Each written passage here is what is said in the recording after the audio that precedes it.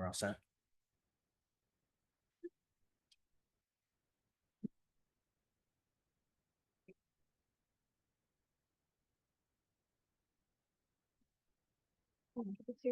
Sorry. Always I'm like, do I do it wrong first? All right, I think we're gonna get started. Hi everyone, my name is Skylar and I'm one of the co-leads this year for BIOMES. For this week's BIOMES seminar, we are very pleased to have Emerson Shenandoah from the Great Law of Peace Center here with us today. Over the last 12 years, the Yale School of the Environment has held the weekly seminar series, which we named BIOMES, which has been the school's flagship forum for bringing cutting-edge research and impactful work to the community. BIOMES stands for Bridging Issues and Optimizing Methods in Environmental Studies. Emerson Shenandoah, Onondaga Snipe Clan, is a dedicated advocate for his community with expertise in labor relations, tribal governance, and cultural preservation.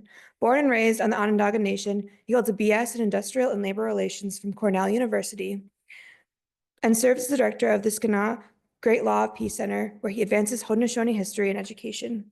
His professional background spans management consulting and tribal policy work in Washington, D.C., but his deepest knowledge stems from lifelong commitment to the Onondaga people.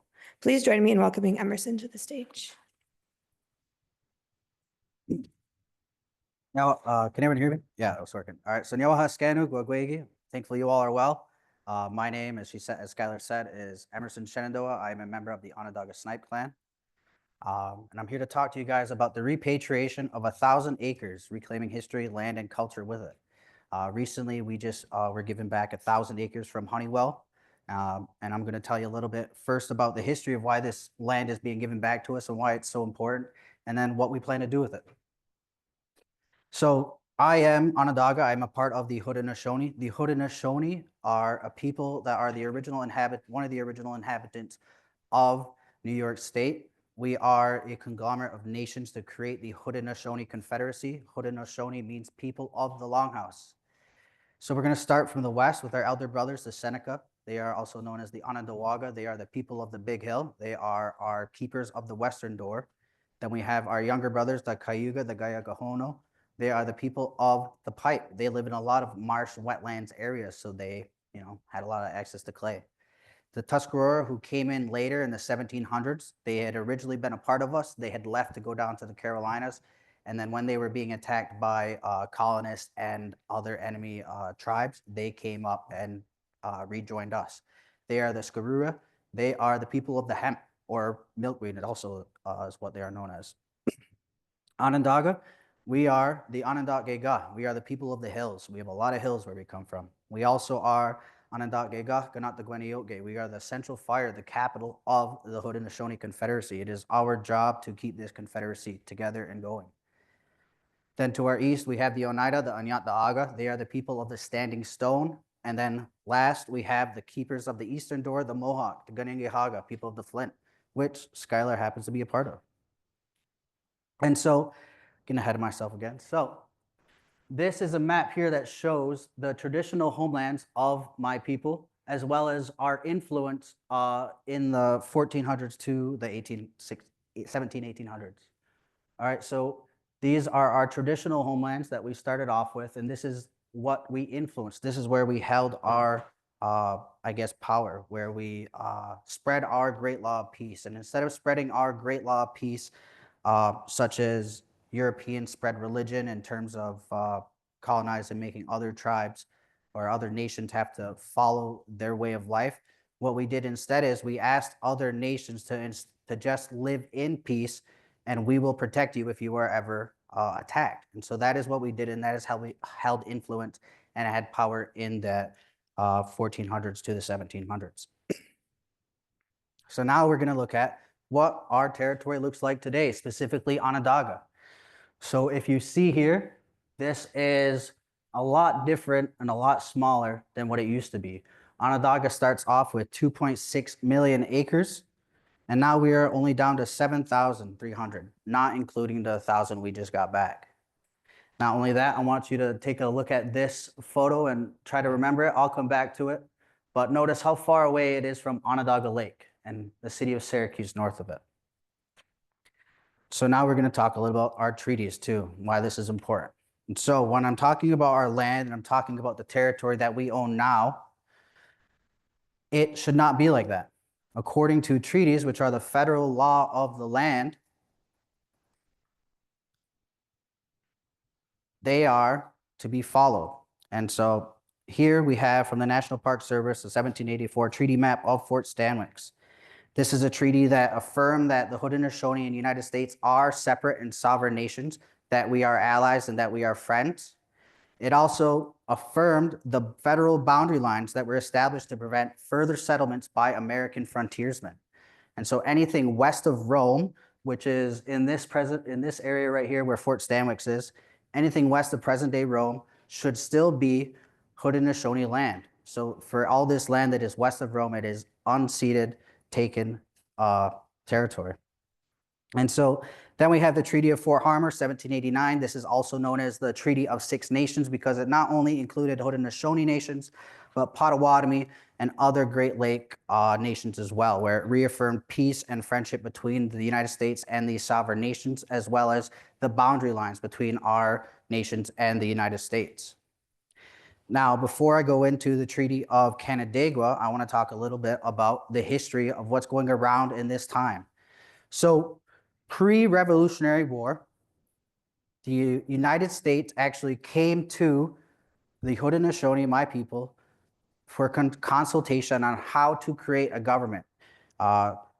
Founding fathers such as Ben Franklin and Thomas Jefferson were big fans and writers of the Great Law of Peace, of the Haudenosaunee way of governance. And so there was a treaty council in 1744 in Lancaster, Pennsylvania. And in this treaty council, Haudenosaunee chief named Onondaga gave a talk, and he talked about our great law of peace and how it made us formidable and strong and how it gave us influence, that we were together as one. You know, one nation by itself is easily breakable. 5 nations, 6 nations together, you know, indissoluble. And so in attendance at this 1744 Lancaster Treaty Council was Benjamin Franklin. And he then goes on to write about it in 1751. And in his writings, it then comes into, you know, the hands of the other founding fathers. And eventually, we are actually invited to the Albany Conventions and Philadelphia Conventions to go and talk to your founding fathers about how you should create a government, you know, to get away from this monarchy. And so also, another thing is we can see here that all these treaties are made after the Revolutionary War. And so this is also important because during the Revolutionary War, so I'm just trying to get my dates right here. So the Revolutionary War is happening, right? It starts, and the Americans come to the Haudenosaunee, and they come to us and they ask us, will you fight with us against the British for our freedom? And we tell the Americans, or the Europeans still at this time, we tell you guys that we are not going to join this fight. This is a fight between brothers. We are not to get involved. And so then they say, okay, that was our second question. If you were not to fight with us, we ask that you do not fight for the British.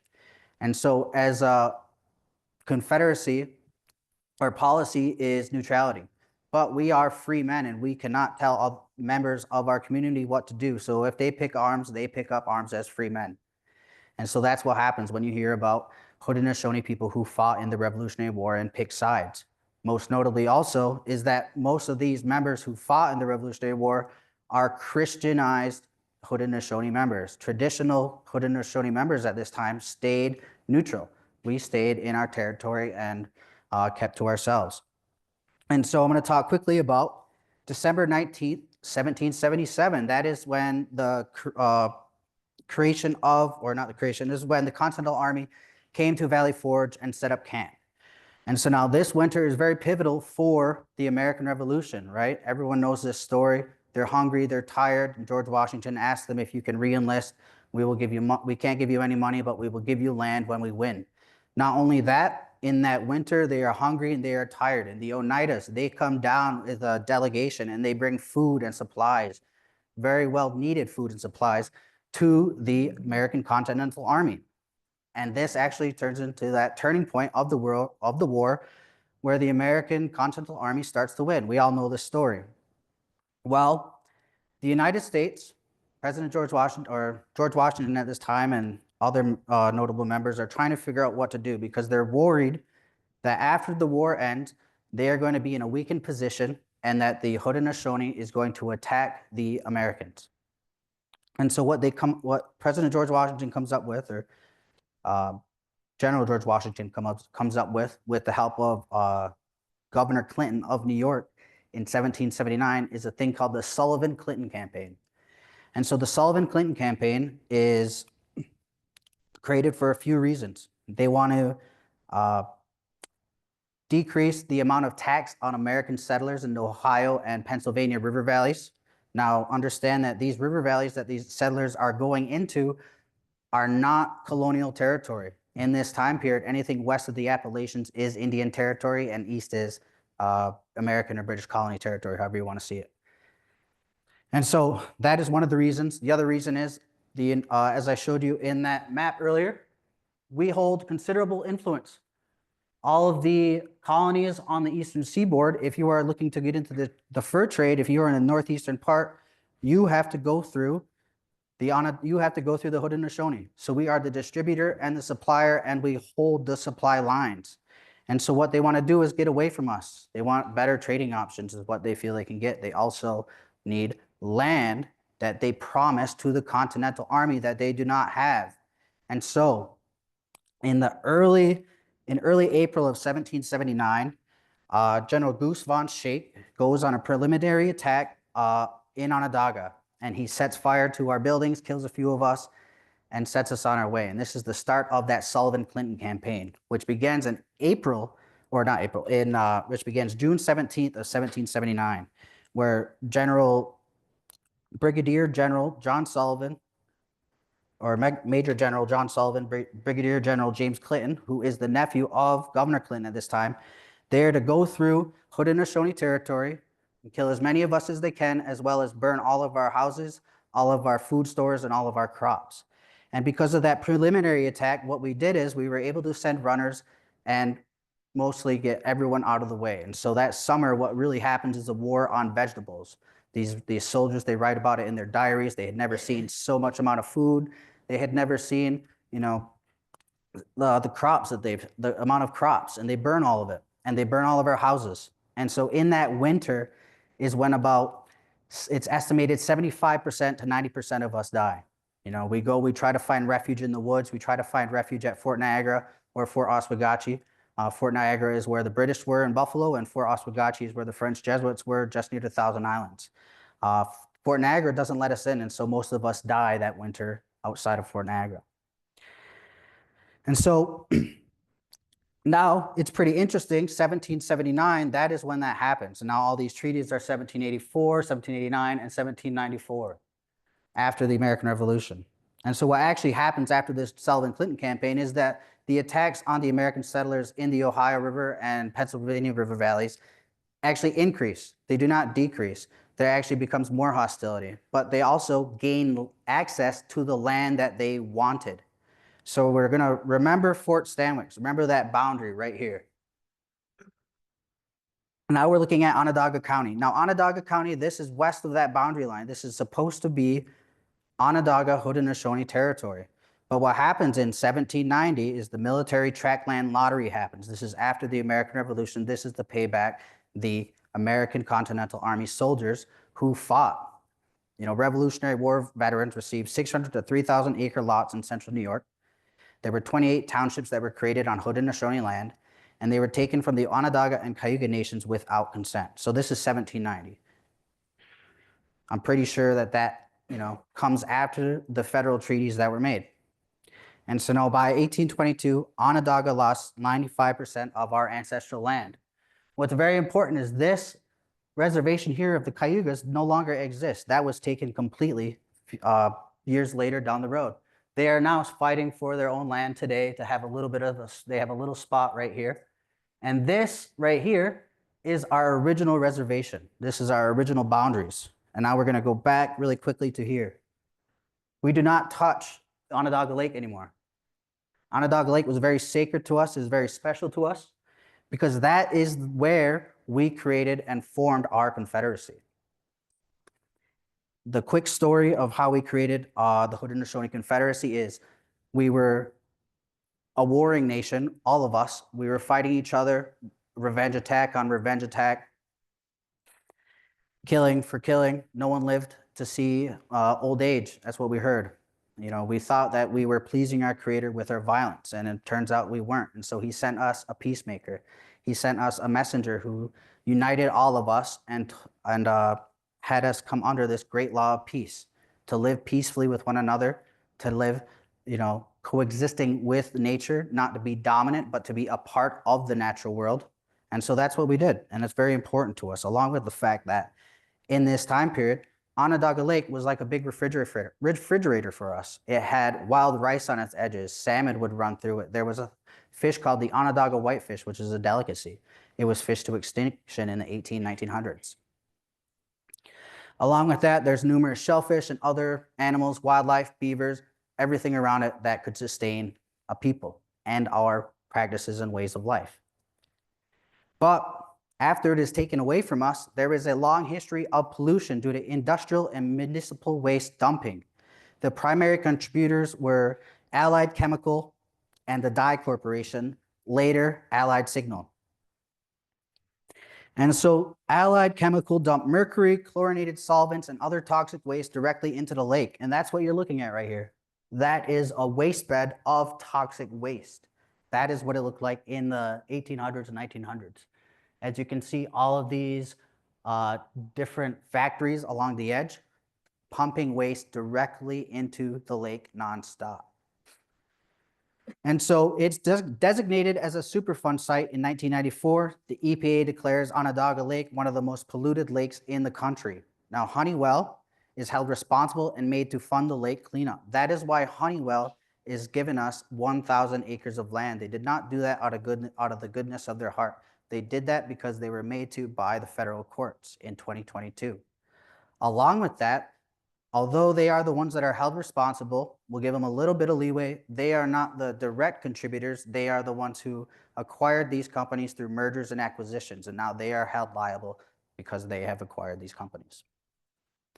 And so now, we are talking about one major aspect of our way of life is gone, Onondaga Lake. But that is okay because we're going to go right back to this map. We can see that there are creeks that run through and go to Onondaga Lake, and they are healthy and they are places that we can fish from, in which we do. These are the headwaters of Onondaga Lake right here. This is from the 50s, from the same creek that flows through my village today. That is a trout that was caught, and that is a regular trout that they could have caught during that time.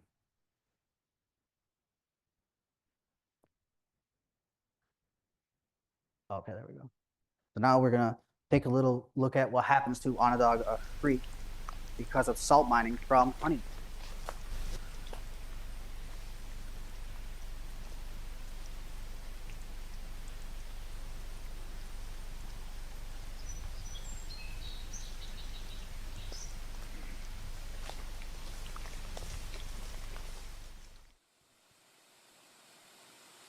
Our elders lived off the land with the combination of farming and hunting and trapping and fishing. I remember my uncles during the spring when the fish were running, they would just scoop it out of there and they would come back with tubfuls of fish. When we were younger, we used to swim right here and you could actually see the rocks and what kind of fish are in there. Onondaga Creek never used to be that color. This creek has been contaminated with mud boil silt. There's mud boils just south of here and that were created by salt mining, taking brine from the ground. These are the headwaters of Onondaga Lake. Onondaga Lake is a very spiritual lake to our people. It's where the peacemaker shared his message with us. It's now one of the most contaminated lakes in the world.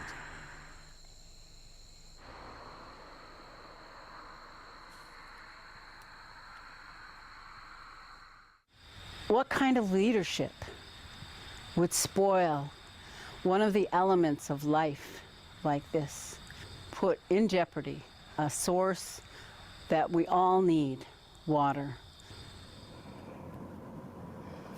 And so the creek starts up there, 6 or 7 streams that form and come together down there and then flows into the nation.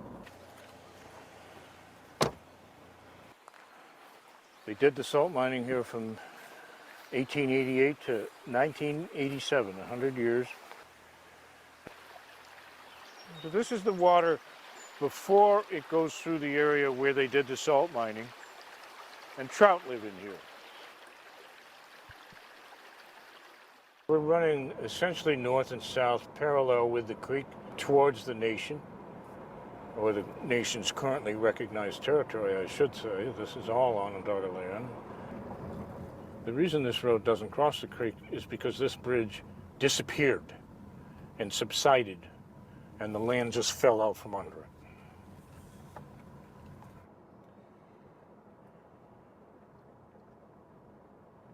Well, so the water gets down into the aquifer and percolates back up in what are called mud volcanoes, bringing up 30 tons of silt a day that's now being dumped into the creek. You can't see 3 inches into it.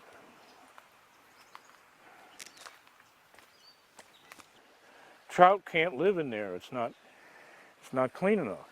They can't get enough oxygen. So the Onondagas understand when you start breaking up things underground that there are consequences that come back to haunt future generations. What we're really struggling with now is there any reasonable way to fix it? Here we have the clean trout streams, but after the mining, we'll have the mud boils, and then the creek is ruined from there on, flows into the nation, and they can't use it anymore. And there's the mud boils. That was not there in April, so that's 3 months. You can see that it's continuing to just fall in. Corn is planted in April, generally, maybe May, no more than 3 months ago, 4. And in the meantime, there's been so much disappearing into the creek that we have a new crack developing here. You wouldn't plant in that. And the mud boils just keep bringing silt up from below and taking land with it as it tries to reach equilibrium.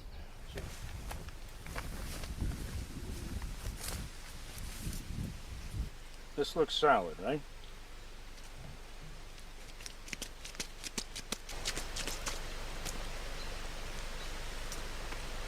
And that's what brings all this silt into the creek. It just keeps, you can see it running constantly. This is the part that was most damaged by the solution salt mining. Every time I come out here, I think it's like a crime scene.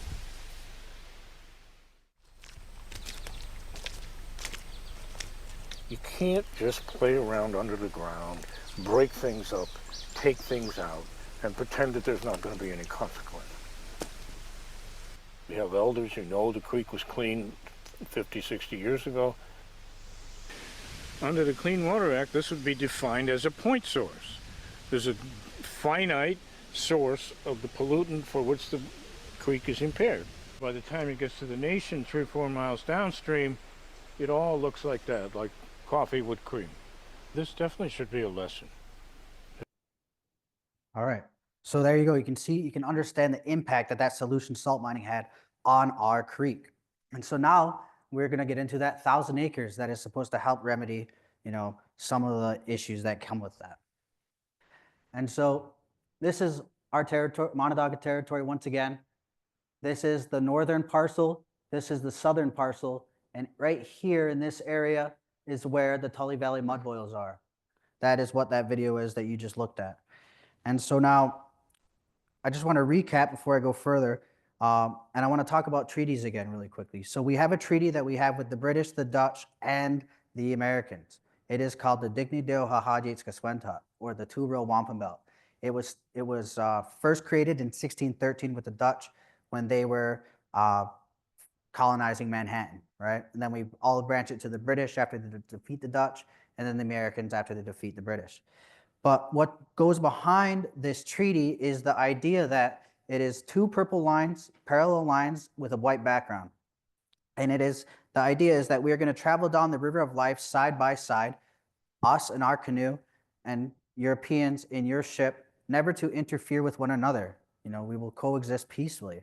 And that's all we ever wish to do, is to live and practice our ways of life by, keeping to ourselves. We're good. We're okay to be friends, but, we like our way of life compared to, working 40 hours and things like that.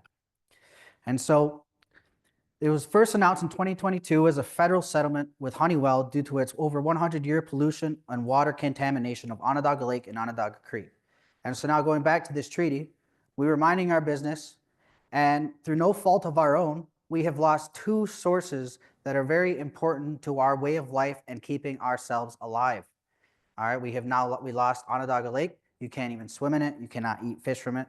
And then we lost the creek, which was a very vital source of food for the people of Onondaga Nation.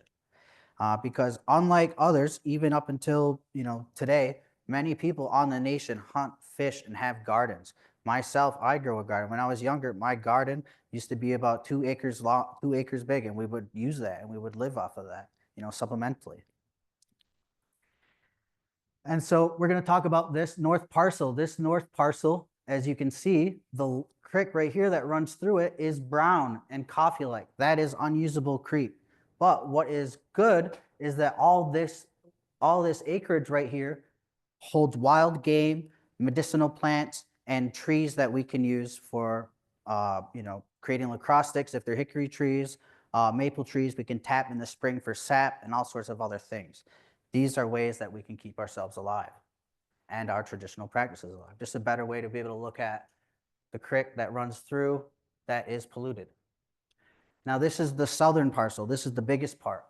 Now, this originally, all of what is in here was originally going to be given back, but Honeywell and the government wanted to put stipulations, and they wanted to put stipulations on what happens to the land after they give it to us back. And we said, no, we do not want this land in trust.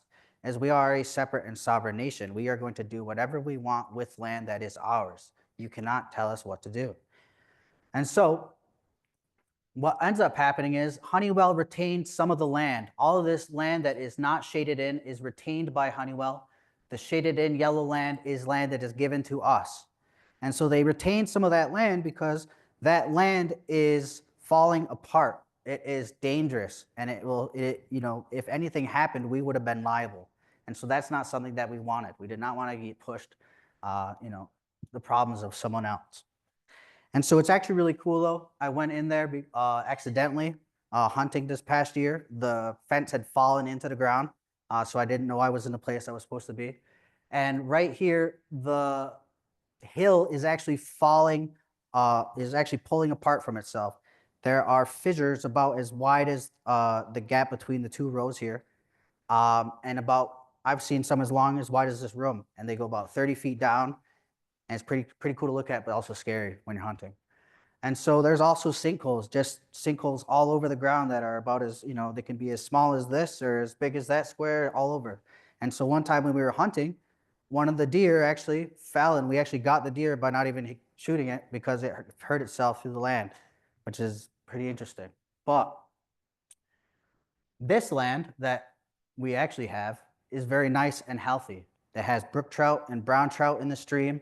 It has lots of blueberries. It has lots of different types of trees, fruiting trees, apple trees, cherry trees, beech trees, black walnut trees, oak trees, maple trees, all sorts of trees that are important to us and resources that we can use, for either traditional practices or just to sustain ourselves.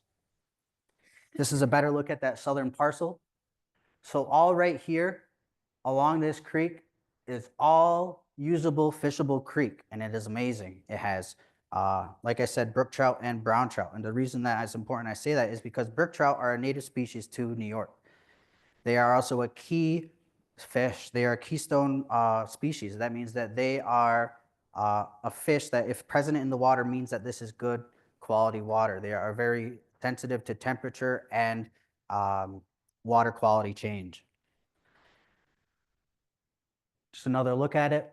So you can see we do these farmlands were not private. They were just paying Honeywell to be able to farm there. And so now they are pretty mad they can't farm there anymore, but we're letting that land rest. We're letting it heal, because this land was not entirely cleaned up of all of the salt mining solution spot. So in that spot right here, there is also tons of old pipes, old cars, old debris of all sorts of stuff from that salt mining solution. And so the reason the mud boils are happening is because the salt mining was done on the hills, also in the valley, but in between here, these are two hills, and this is the valley. And so what happens is the aquifer underneath gets pushed by all that weight of the land on both sides, and that brings up that water and those mud boils. And that's why it is constantly going. So again, the notable resources in this return land is fishable waters that hold brown and brook trout, among others, assortment of trees such as beech, hickory, oak, maple, and birch, and plants that can be used to keep traditional ecological knowledge practices going. You know, many different species of wild game such as beaver, muskrat, fisher cat, turkey, etc. are on this land. And it is great because we have our territory, which is 4 by 5 miles. And when so many people hunt, it is hard to get a good spot on the nation, you know. So this is really helpful. So now these are some pictures of that land. This is a very nice creek. It also has crayfish, which we eat. It also has in here all sorts of different medicinal plants and plants that you can use for all sorts of purposes. This is also in the winter. I took a couple pictures while I was hunting. This is a nice waterfall that that is just a part of it, just nice to look at and hang out. But then right here we have a lot of dogbane or dogwood. I can't remember. I apologize. But that is actually also important because we can use that to be able to create not fabric but ropes and things like that. It is able yeah, ropes and things like that for traditional ecological practices. Along with that, in here are a lot of maple trees, which we can tap and use for maple syrup. Now, maple trees to us, we call the leader of the trees because it signifies the return of spring when we tap it. And so right here, we have another video on the importance of this land.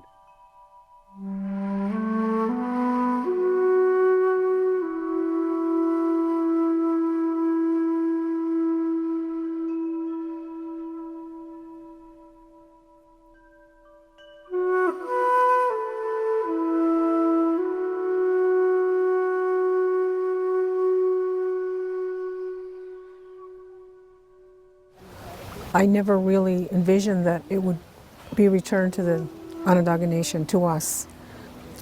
We've had a long history of things being taken away, and this is new to us, to have land come back.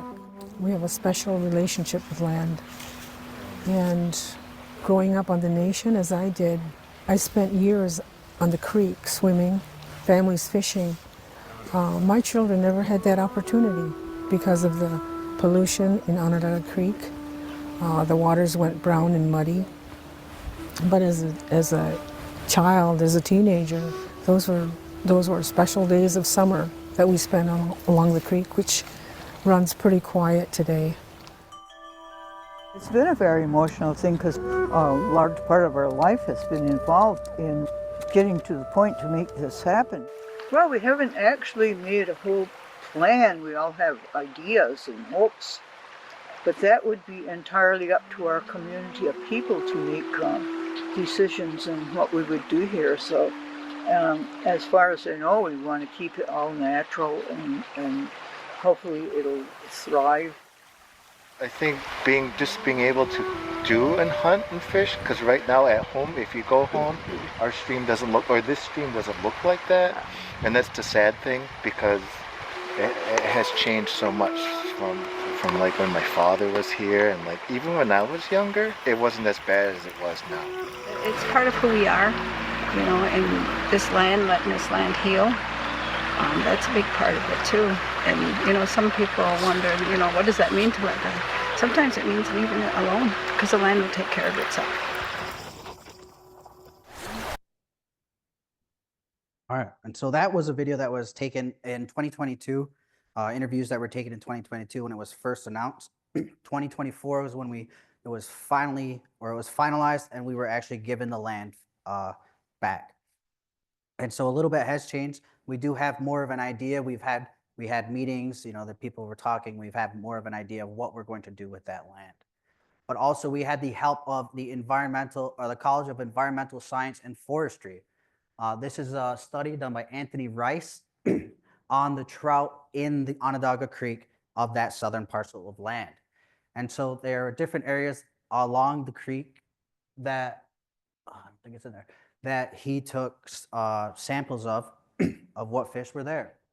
And so we did it in the spring and the summer. And so you can see there are areas where there are more brook trout than the brown trout. And there's some areas where there are no brook trout, just brown trout, as well as some areas of just brook trout, no brown trout. And so now brown trout, like I said earlier, are a non-native species. They were introduced in the 1800s, or my bad again. They were introduced sometime not too long ago. They are stocked in most of the rivers and creeks around the United States, and they are very aggressive, and they are higher tolerance to increase water temperature and decrease water quality, which means that they can outcompete the native brook trout. And so in this study, there were 18,064 fish observed. 35% were brown trout, 8% were brook trout. There were 14 different species of the trout. Brown trout dominated the community. And the brook trout, they really were confined to these upstream areas where it was harder for the brook trout to get to. Because if you see here, there is debris, and there are also old farmer irrigation channels that are locked up now and stop some fish from going upstream. And also another interesting thing is, if you look here, these brook trout are in their own secluded area. They cannot get out, and other fish cannot get in. So what might be happening is that there is a heritage species that was created. We have to do more studies, but we'll find out. If so, that is just really interesting. Our plan is that we are to have people who go and fish to be instructed that if you catch brook trout, to release them, and if you catch the brown trout, you can take those home. So our plan is to try to get as many of the brook trout as we can out in the next couple of years through fishing, and allow these brook trout the time they need and space they need to grow their populations, without too much intervention from ourselves. Now, this is just some more pictures of that area. This is actually where that secluded area is. It's hard to tell, but you can't really get up there because of this old coffer that's all got all this debris on it. Picture from earlier. And right here, actually, you can see some of the pollution from that salt mining. Just want to make sure that's the same. Yeah, that is a pipe from the solution salt mining. And down here is kind of concrete foundations and leftover pipes from that time period. And so our idea with this 1,000 acres, something I haven't mentioned yet, is, like I said, we're going to let it rest. We are going to clean up as much debris as we can, such as the pipes, the old broken down cars or wheels that are up on the hills and things like that. Take out those things that don't need to be there. While else, we just let everything else rest. We let that land heal, because Mother Nature will do it best, better than what we can do. And not only that, our plans for it is that we are going to go and, fish it. We're going to go collect the berries from it. We're going to go enjoy it. Wow.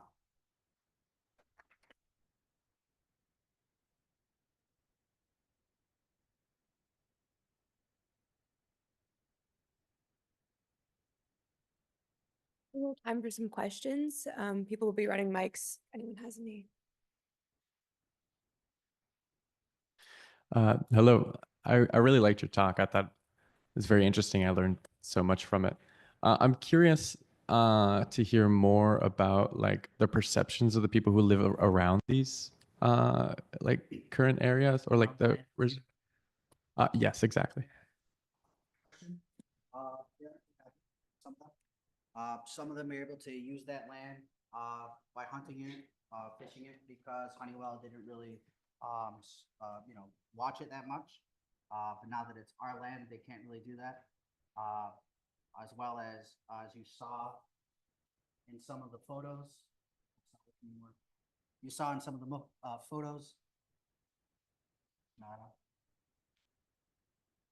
Yeah, that's all right. So yeah, they're not too happy They can't hunt there, as well as you saw in some of the photos that there is farmland there that these farmers had contracts or agreements with Honeywell to be able to use that land. We have since said no to all of those contracts or agreements because we want to be able to use that land how we see fit.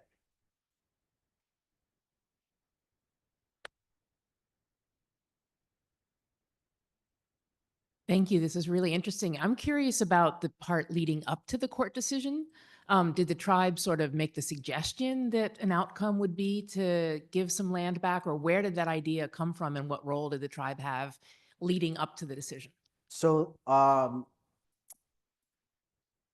that's a great question. So as far as I know, I wasn't a part of all of the meetings, but what I do know is that Honeywell came to us.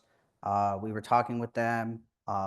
Someone who worked at Honeywell, who was actually a good ally and friend of ours, saw that they had this land to give back. They weren't doing anything with, and they're the ones who actually started that conversation with our council, and that's really how it started. Honeywell jumped on after the fact. They realized they could get rid of some land. They thought they were going to be able to get rid of that land that was, it's a liability. It's waiting to hurt someone because there's already been a landslide there back in the 70s, the Tully Valley landslide. And so, yeah.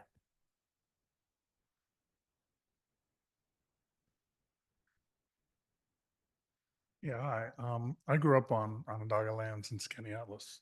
Oh, sweet. Lots of good times playing against Lafayette and Onondaga, but terrible time going to play Solvay where people would pass out and get sick from the smell from the lake and the Solvay process. Is there any effort on the lake itself? Is there any progress in cleaning that up? And if so, how are the Onondaga engaged with that? Yes, yes. So there is stuff that is happening. Honeywell is cleaning up the lake, if you could call it that. The Onondaga Nation, we do not feel that they're doing enough. After the hundreds of years of polluting the lake, we feel that there should be more to be done. What there's happening is Honeywell is capping parts of the lake with sand. They're basically just putting a layer of sand on it, saying, all right, as long as it's not disturbed, that mercury, those chemicals will never kick up. Along with the fact that they put topsoil over the edges of the lake. Remember when in the presentation where there were those waste, it's not working, those waste bays next to the lake. So all that is land today. And so if you were to dig underneath, you would reach chemicals and very bad things. And they also just cap that. They put retaining walls along the edges so that none of the groundwater that comes through leaks into the chemicals and then leaks into the lake. But in reality, it's still going to do that. But that's what they've done. They've also dredged a bunch and then put that into big mounds to create hills. So that's really about all they've done. So as a member of the Onondaga Nation, we're not very pleased with what they've been doing, but according to the government and according to them, what they're doing is the best they can.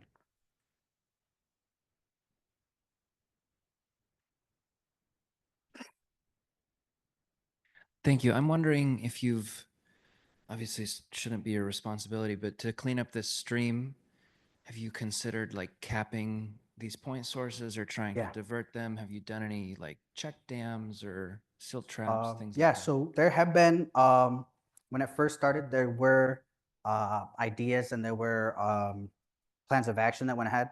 But the hardest part is they just pop up wherever. If you stop one, it just pops up somewhere else. The best idea that's been talked about hasn't really been fully realized or even tried to plan out because it would be so much, is to really just divert the creek somewhere else or somehow cap it so that the creek doesn't get into the groundwater. But that's just a very arduous thing to do, and we don't have the money, and we weren't the ones who polluted it. But there have been ideas, but none of them have worked really so far.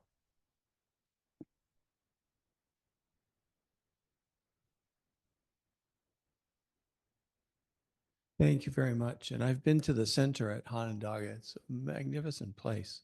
Really enjoyed it. Question for you on when the land was transferred back to you all or repatriated, what form did that take? You talked about the problems with treaties, obviously.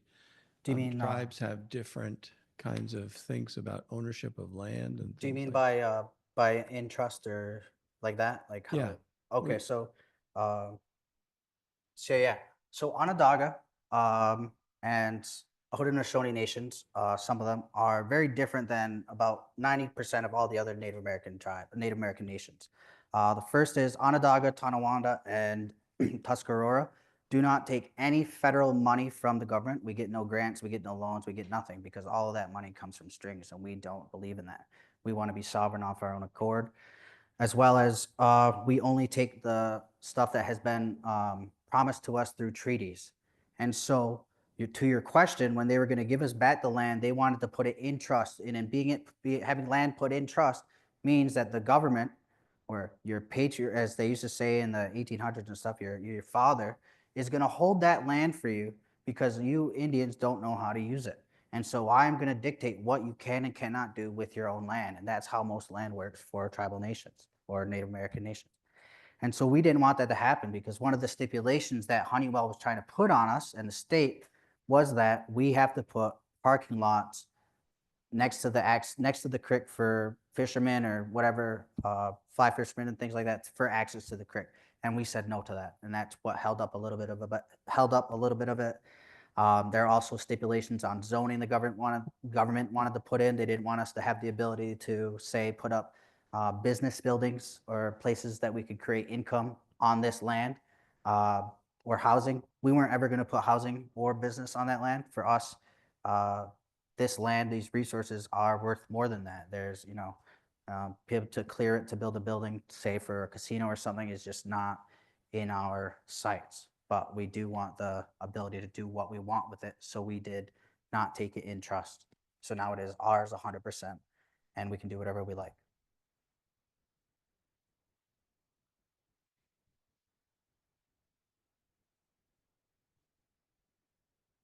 Thank you for your talk, but also for all the work that's gone into making this happen.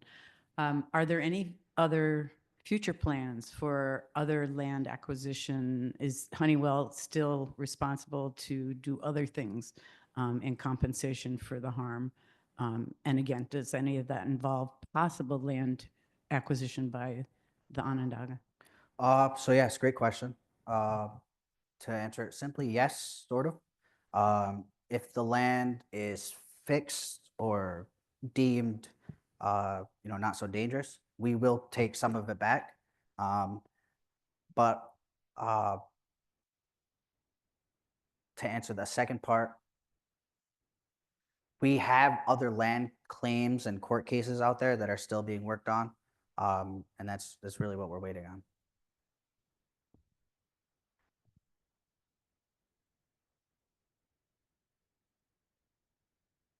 We have time for another question or two, if anyone has.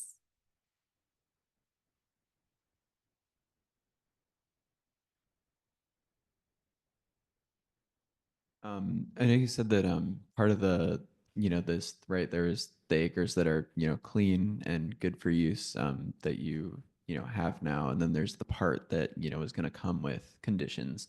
And it seems like part of that was, access to the creek or parking lots, but also part of it might have also been because it was unsafe. Like, were there stipulations that you couldn't use it because it was unsafe and that was just for them to pass it off? And if so, like, did they, did you have to discover that this land was unsafe before they said, did they come to you in good faith and say, these are the issues, or did you have to figure that out? So I was not present for all the talks. I was there for a few. So I wasn't there for if they, came right out and said it. But partially, yes, some of it was to restrict what we could do with it because it was dangerous. We understood that, which is why we also just didn't want that land, because if Honeywell gave it to us, they were just basically, passing the buck. If whatever happened, we would be liable. So we didn't want that. And the second part to your question is, sorry, I'm forgetting, what was that second part? Okay, yes. So they did disclose that it was dangerous. They said there were problems with it, but they did not disclose just how dangerous. It wasn't until we went for a walk that we could see the fissures. We saw all of the things that were wrong with it, the pollution, mainly the debris and stuff. And that is something that they were open, but not as open as one would think. And so we did have some little bit of discovery for ourselves.